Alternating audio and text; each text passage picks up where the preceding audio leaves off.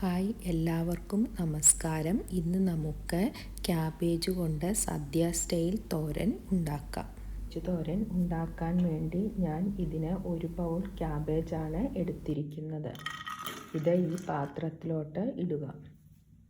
ശേഷം ഇതിലോട്ട് ഒരു ചെറിയ സവോള അരിഞ്ഞത് ഇടുക.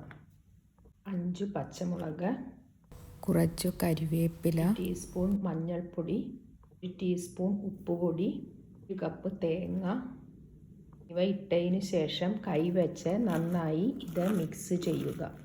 ഇതേപോലെ നന്നായി മിക്സ് ചെയ്ത് 10 മിനിറ്റ് വെച്ചതിന് ശേഷം നമുക്ക് തോരൻ ഉണ്ടാക്കാം. ഒരു പാൻ അടുപ്പത്ത് വെച്ചതിന് ശേഷം അതിലോട്ട് 2 ടേബിൾ സ്പൂൺ വെളിച്ചെണ്ണ ഒഴിക്കുക. കുറച്ച് ഉഴുന്നുപരിപ്പിടുക, 1 ടീസ്പൂൺ കടുകിടുക.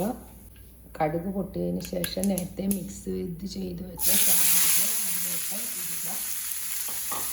ഇനി നന്നായി ഇളക്കിയതിന് ശേഷം ഇത് ഒരു 5 മിനിറ്റ് നന്നായി അടച്ചു വെച്ച് ചെറുതീയിൽ നമുക്ക് വേവിച്ച് എടുക്കാം. ഇത് തുറന്ന് നോക്കാം.